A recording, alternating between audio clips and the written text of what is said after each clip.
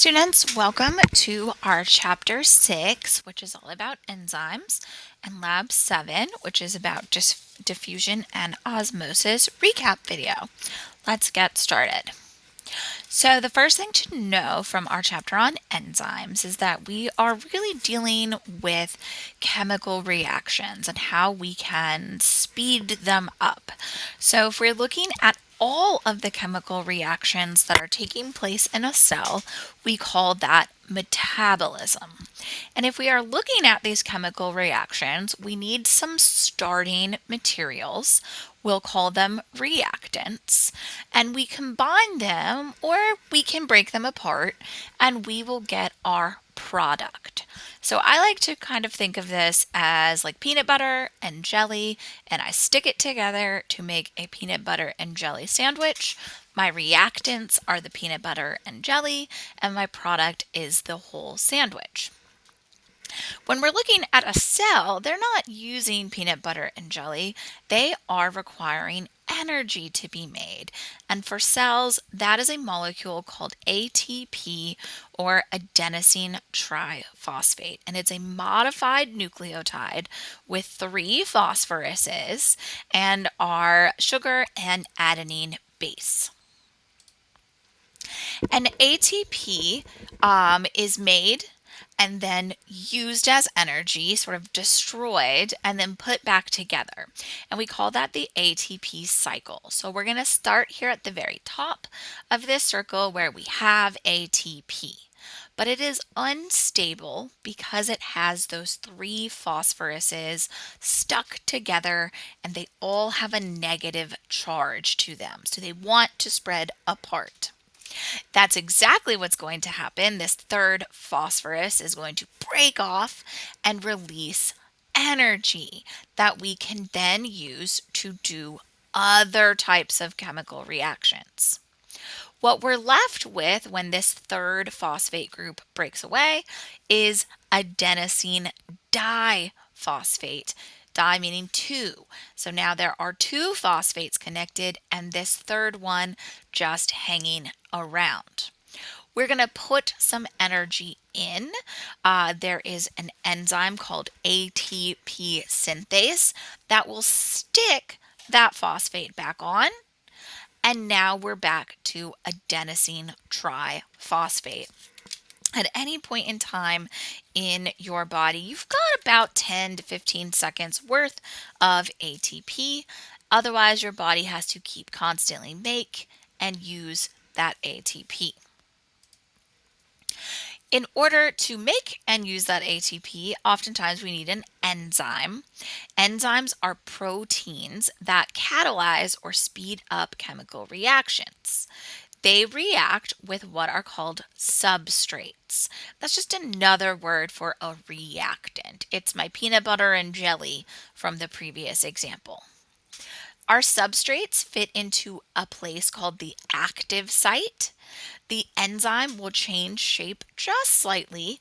It's called induced fit, and we make this enzyme substrate complex. Then the chemical reaction will happen, and the enzyme is recycled. We can use it again. Each chemical reaction in a cell has its own enzyme specific to that reaction. For example, in your liver, you have an enzyme called catalase, and its main job is to turn hydrogen peroxide into water and oxygen gas, and that's the only job it does. You also have an enzyme called lactase, which its job is to break apart milk sugar, and they can't do each other's job. They are only able to do the one thing that they can do. How do enzymes work? Well, they work by lowering the activation energy. But what does that really mean? So if we're looking at our starting molecule, whether it is that lactase or hydrogen peroxide or ADP, there's an amount of energy that that molecule has. In order to do the chemical reaction required to turn it into something else, we need to put energy in, and then the reaction happens and we get our end product. But that blue line is a pretty big hill to climb and overcome. If I have an enzyme that is going to hold my molecules in the right position, that's like a little speed bump. And so we are able to quicken how fast our reaction takes place by lowering the energy needed to start the chemical reaction. There are some factors that can impact how quickly enzymes work. Each enzyme has an optimal pH range. For example, there are enzymes in your stomach that can work at a pH of 2 because your stomach acid makes that an acidic condition. Meanwhile, in your intestines, there's enzymes that can work at a pH of 9 because digestive juices make your intestines have a pH that's a little more basic, and we need those enzymes to work at those different pHs. If they find themselves in the wrong pH, the enzyme can be denatured because it is a protein, and then it won't work. Concentration can impact the speed of an enzyme. If there is more enzyme, the reactions can happen faster. Same if there's more substrate, because those molecules will move and bump into each other. And then, of course, temperature. Each enzyme has a specific temperature in which it likes to work. For example, our human body temperature is about 98 degrees. Our enzymes work really well at that temperature. But if we warm it up to, say, 104 degrees Fahrenheit, well, then our enzymes start to denature and they don't work. That's why fevers can be so dangerous when they're there for a long time. Meanwhile, there are bacteria that live in hot springs that they love a 104 or even higher degree temperature because they live in water that is that warm. And if they are put into a colder environment, their enzymes won't work as well. Enzymes can also be regulated, meaning that we can tell the enzyme when and where we want it to work. There are cofactors, which are molecules that activate an enzyme, allow it to put the substrates into the active sites. There are coenzymes, which are non-protein molecules that do that job. We call them vitamins in our normal everyday speech. There's also competitive inhibition, where a different molecule that is not the substrate gets into the active site and blocks the enzyme from working. And then there's non-competitive inhibition. That's where a molecule will attach to a different site, not the active site, and prevent the enzyme from working. There are some poisons that this is what they do. So maybe you've heard of cyanide as a poison. Sometimes it's found in things like rat poison. It's also in old-timey movies about World War II when there were spies, and they had a little capsule that when they're caught, they bite into it and then they foam at the mouth and they die. That is a real poison that impacts your enzymes that make ATP, and so it works very quickly to stop cells from doing chemical reactions and can cause death. And it's through this non-competitive inhibition that happens. The last part of this chapter talks about oxidation reduction reactions, or redox for short. This is where one molecule is going to give electrons to another, and then, of course, that second molecule takes on the electrons. The oxidation is the molecule that loses an electron. The reduction is the molecule that gains the electron. And this has to happen at the same time. It's not like throwing a ball where no one is there. It's throwing a ball and someone catches it. In this case, one molecule is throwing away its electron, the other one is taking it. I like to use the mnemonic device oil rig. Oxidation is loss, reduction is gain, to remember this. If we take a look at the chemical reactions for photosynthesis and cellular respiration, we will see that they are redox reactions. If we look here at photosynthesis, we see that there are 6 carbon dioxide molecules, CO2, and there are 6 water molecules, H2O. Then, of course, we're going to also need some energy. And what we get is glucose, C6H12O6. How did we make this?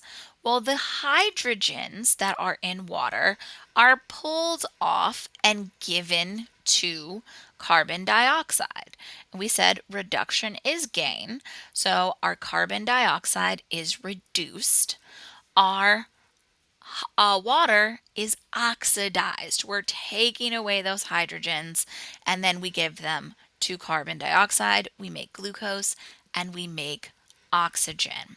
That is this redox reaction. And we're going to study this photosynthesis in more detail in our next chapter. Then, of course, cellular respiration, it's really just an opposite of photosynthesis, where we have glucose to start and we have oxygen. And what do we get? We get carbon dioxide and we get water. So we have to take the hydrogens from glucose. We're going to give them to oxygen to make water. So in this case, in cellular respiration, it's the glucose that gets oxidized because it loses those hydrogens, and it's the oxygen that gets reduced. We give it to that oxygen. If we keep moving to what we're doing in lab, we are going to first review solutions. Remember that solvent is the thing present in the bigger amount. Solute is the thing present in the smaller amount. And then we're going to mix those things together in order to get a solution. We also have the idea of concentration gradients, which is just the difference of solute into solutions. And diffusion and osmosis are passive. They do not require energy in order to happen. And so the molecules will naturally move down their concentration gradient. Or we say where there's a lot of them, they're spreading out to where there's less of them. And we can see that if we drop some food coloring into an Erlenmeyer flask of water. It starts very concentrated in the drop, and then it's going to spread through the whole flask over time. With this, we also have tonicity. And for our purposes in this lab, we're going to look at plant and animal cells. The inside cytoplasm is one solution, and the outside water mixed with something is another solution. And so we can have an isotonic solution. That's where it's the same concentration. I like to think of the IS in isotonic for is the same. And if we count the little green dots, there's 1, 2, 3, 4, 5, 6 outside and 1, 2, 3, 4, 5, 6 inside. That is going to mean that water moves both in and out of that cell into the solution and out of the solution to create that balance where we have the same concentration. If we then look at a hypotonic solution, I see 1, 2, 3, 4, 5, 6 solutes in the cell and only one outside. So there's much, much more water outside of the cell compared to inside. Water moves into that cell. And I like to remember this as hypotonic. Kind of looks like hippo, and it's like hungry, hungry hippos gobbling up that water. If I'm a plant cell, I'm very happy with this, and I have a high turgor pressure. If I'm an animal cell, well, then I could burst or lyse because I have too much water. In my hypertonic solution, we see a whole bunch of green dots on the outside and still the 1, 2, 3, 4, 5, 6 dots on the inside for my solute, meaning that there is more water inside the cell than outside of the cell. And just like a bunch of hyper children that want to go run around outside, the water is going to go outside of the cell. If I'm a plant cell, this makes me very sad because I lose my water that is in my vacuole, and I can even plasmolyze or have my plasma membrane rip away from my cell wall. If I'm an animal cell, I'm also very unhappy here because I am shriveling up, shrinking, and that process is called crenation. So I know the last video we also did some tonicity problems, but they keep coming back time and time again. And if you are someone who plans to take our human anatomy classes, this idea will come back yet again in those classes. So it's a good idea to get some practice. So if you are hoping to get some bonus points for watching this video, you have two solutions with two cells. First, we want to know, where does the water move? Does it go into the red cell or does it go out of the red cell in both of these solutions? Name that. Is it hypotonic, hypertonic, isotonic? And then tell me, if this is an animal cell, what happens to it? And then, of course, if it is a plant cell, what happens to it? And then feel free to email the answer to those 4 questions for solution 1 and solution 2 to me to get those bonus points for this lab and lecture recap video. Finally, taking a look at this week, we've got, of course, today that chapter 6 and lab 7. You've got your smart book and virtual labs. It is also the due date for last week's work, so be sure to take a look at lecture and lab quiz tab and make sure you have got those things completed.